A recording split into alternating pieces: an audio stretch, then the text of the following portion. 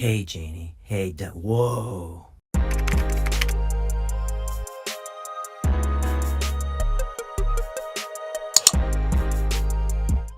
What's good, guys? It's Alissa. If you're new here, hello. One day I was scrolling my Twitter timeline and just so happened to stumble upon a viral clip from Daria. This was way back in February when I wasn't active on this channel, but that clip always stuck with me, so it's been sitting in my bookmarks ever since. The clip sparked some mild Twitter discourse, but gone are the days where I share my opinions in tweet format. So in this video, I will be dissecting season 4, episode 1 of Daria, titled Partner's Complaint.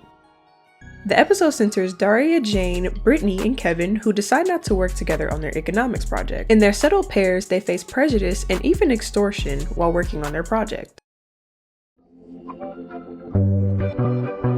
The episode starts with Jane and Daria walking home from school. Jane is recalling a moment when she and her boyfriend Tom were at the movie theater, and Tom gave a guy who wouldn't shut up during the movie $10 so that he could sit somewhere else. Daria is annoyed at the fact that Jane constantly talks about her and Tom. She doesn't, however, explicitly state that, and decides to make sarcastic remarks after just about everything Jane says while telling the story. Tom pulls up and offers them a ride. Daria is almost home, so she declines the ride, but when Jane gets in the vehicle, Daria lets out a sigh.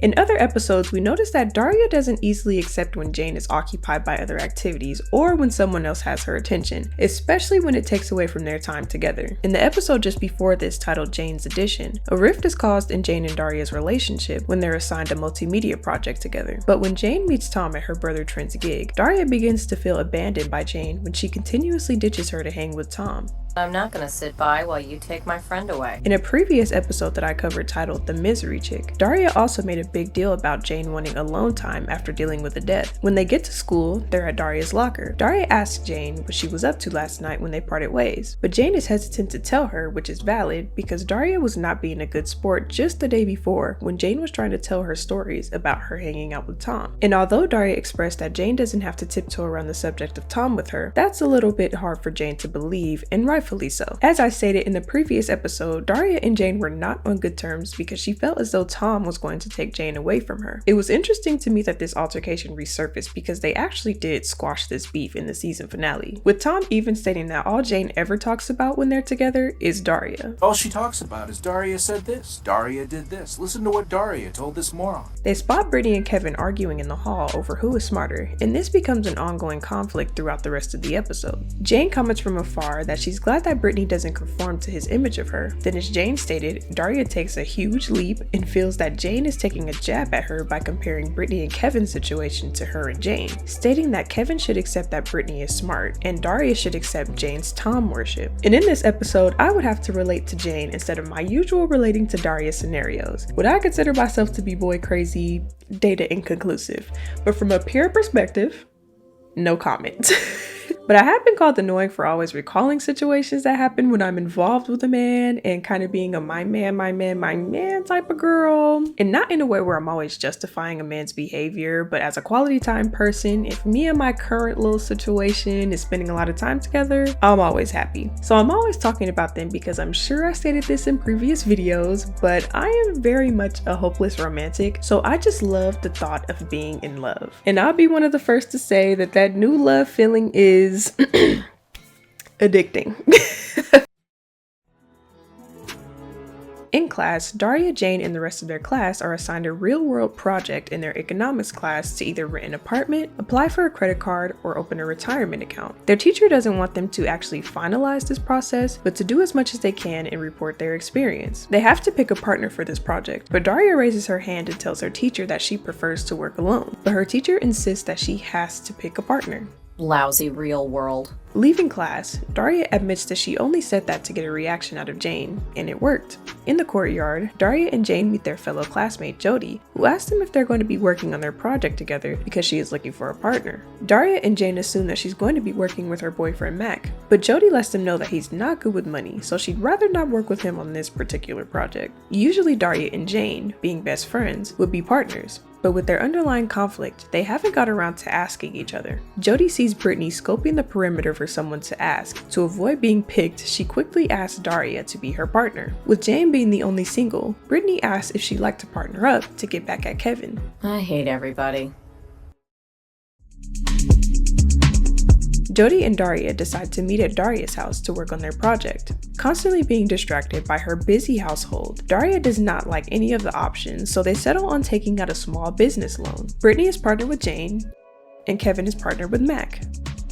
Brittany tells Kevin that she and Jane will be working on buying a car for the project, which makes Kevin also hastily decide that that will be what he and Mac will be doing as well. Later in the day, Daria and Jody are at the bank attempting to get a small business loan for their project. Jody prepared a business plan and is going over the details of that plan with the bank representative. However, the bank representative is not acknowledging Jody, and after everything Jody says, he goes to Daria with the questions. Daria isn't even participating in the project as much as Jody, but the bank representative is more interested in Daria's role than Jody's. After explaining that the bank does not give loans to high-risk applicants like them, he suggests that maybe Daria's dad can co-sign the loan. When Daria jokes that he might have another heart attack if he did so, the bank representative leaves it at that, as if Daria's dad is the only option. Jody rightfully asks, "What about my father?" What about him? Does he know anything about business? After looking over the business plan again, the bank representative notices that Jody's dad is Andrew Landon, The folding coffee cup guy? Yes, that's my dad. and immediately offers to get started on the loan for Jody. Well then, Jody, you've got business savvy in your blood. Why don't I run your plan by my boss and see what he thinks? Maybe we can work something out. This enrages Jody, who storms out after telling the representative that she's the same high-risk skin color as her dad. On the way to the next bank, Jody is ranting about how she would like to be judged on her merits and not her race. Daria tries to reassure her that hopefully the other bank won't be so stupid. Maybe they won't be so stupid at the next bank. Maybe not. But before we get a chance to know where this next bank representative's morals lie, Jody brings up her father before making their proposition, The folding coffee cup guy? which Daria doesn't like at all.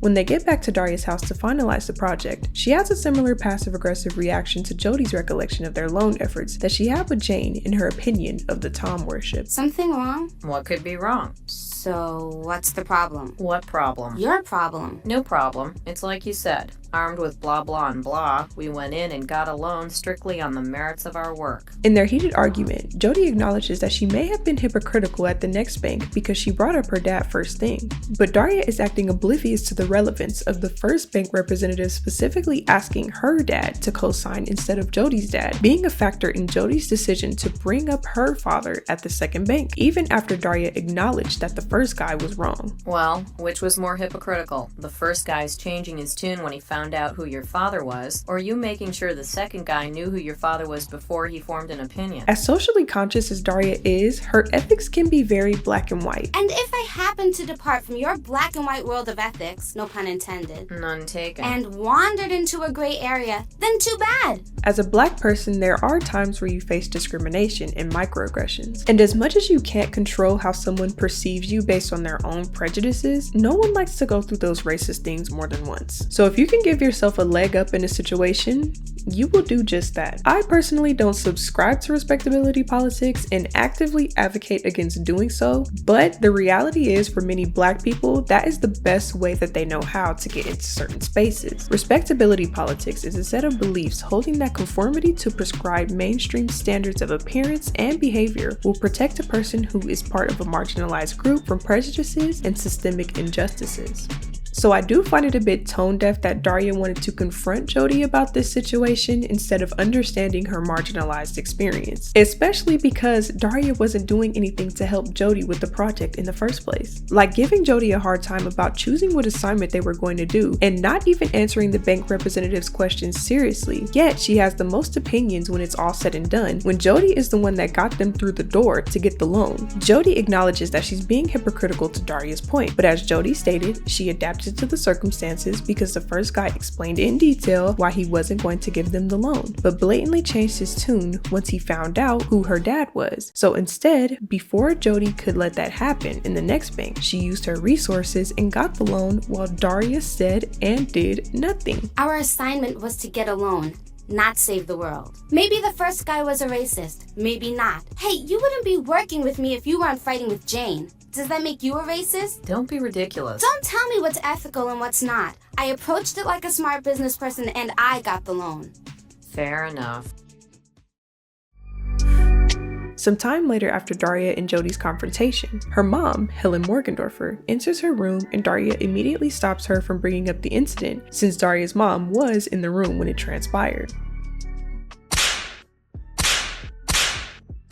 Her mom reassures her that she did not come in to discuss the Jody matter. No, I don't want to talk about it. Whatever it is you came in to have a heart-to-heart talk about. I came in to ask you to rinse off your dishes before you put them in the dishwasher. To the audience, it may seem that Daria is her normal nonchalant self, but Daria out of her own mouth states that she is inordinately unhappy to her mom after Helen dismisses herself to leave her to her reading. Her mom said that she doesn't want to pry, but Daria's silence after her mom said that let her mom know that she does actually want to talk about this because the situation is weighing on her. Do you think I'm a rigid, unrealistic, unforgiving, self-righteous jerk who can't hold on to a friend? This is obviously a layered conversation because Daria is recalling how she's been treating Jane throughout this episode and honestly the one before. In the beginning of the episode, Daria has also been not that kind to Jane and has not been handling her friendships with care when it comes to addressing an issue that she has, like her issue with Jane constantly talking about her relationship with Tom. Daria's mom, Mrs. Morgendorffer, comforts her daughter by telling her that she's just a person that has strong beliefs and wants to live by them. Sometimes when it comes to Daria, her beliefs are not nuanced. She doesn't look at the big picture or look at things from a different perspective. This causes friction in situations where she believes that she is right because she is firm in her own beliefs. So with Jane, she feels like she constantly talks about Tom and that she worships him, but Jane doesn't see it that way. With Jody, it's a bit more of a nuanced situation that I feel like Daria could have been way more open-minded to understand, especially given that Daria is an upper middle class white teenager. Jody, who is also an upper middle class teenager, will face way more adversity than Daria because she is a black girl. Even though they both did not receive the loan due to being high-risk teenagers, the intersectionality of the situation was that Jody is a black girl who is not taken seriously and prejudged off the basis of her skin color. The bank representative did not believe that her dad had any credibility and that Daria's dad was the one who was most likely to get them the credible cosign for the loan. Then only after seeing Jody's dad's credentials was the bank representative all ears to Jody's request. Daria didn't even have to be a positive presence or prepare a whole pamphlet of information to be taken seriously in this moment, but Jody had to show proof to even be considered. All Daria could acknowledge was that Jody expressed her frustration with the previous bank representative, possibly, but definitely, discriminating against her until he found out that her dad was actually affluent, but then using that same leverage at the next bank to get the loan. Money is green no matter the skin color, so Jody using that leverage at the next bank gives her a slighter upper hand because of elitism and classism and all that, which would also possibly give her the same chance that Daria has. Mrs. Morgendorffer shares her perspective of the situation by stating that Jody is pragmatic, which I just learned what that means while scripting this video. I learned that pragmatics is the study of how context influences how we interpret and make meaning of communication, and it is often described as the study of language in use.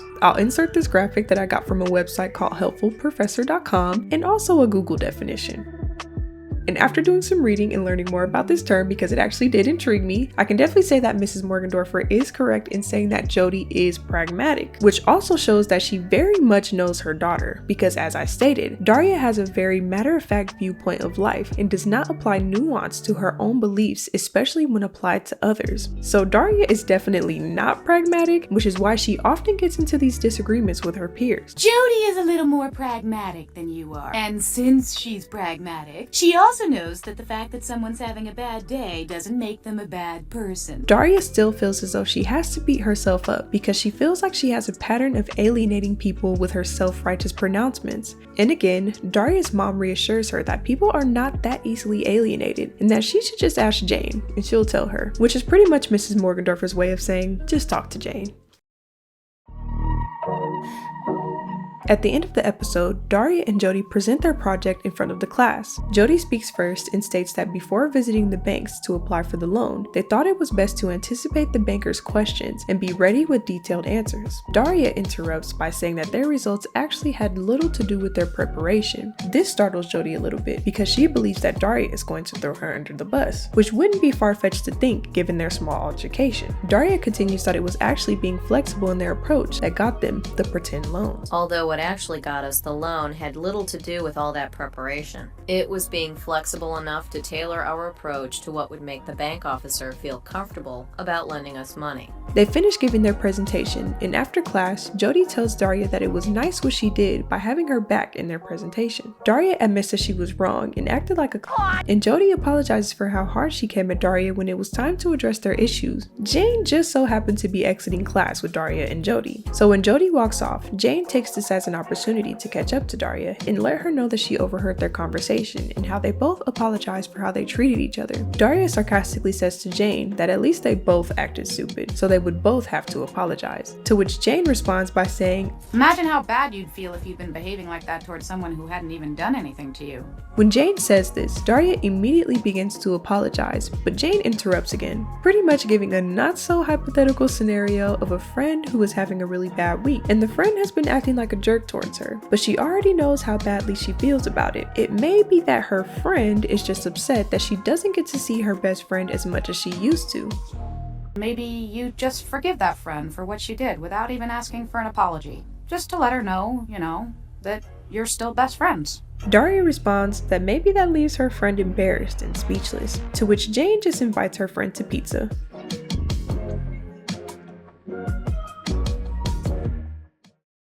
There are some side plots with Kevin, Brittany, Mac, and Jane going to the dealership to pretend buy a car for their project, but I don't know enough about cars to have an analysis on that process, and this video seems long enough, so I may end up like Kevin in this scenario and just outright getting swindled by the car salesman. The first car that I ever got off the lot, the air conditioner didn't work, and I remember my dad telling me that usually when you get a car off the lot there should be a warranty where you don't have to pay for anything that happens to the car in X amount of time. So did some digging, tried to find out about that warranty, didn't have one, so I did have to come out of pocket to fix that air conditioner. So yeah, I think that this episode did a great job at demonstrating the point of the project. The project demonstrated how in a real life situation, each student will have a different process and outcome when trying to apply for a loan or buy a car, because not every situation is black or white. No pun intended. None taken. However, there were a lot of moments where I felt like there was some points that they wanted to get across or some topics they wanted to cover, and these episodes are only 20 minutes. I understand the time constraints, but some of the dialogue felt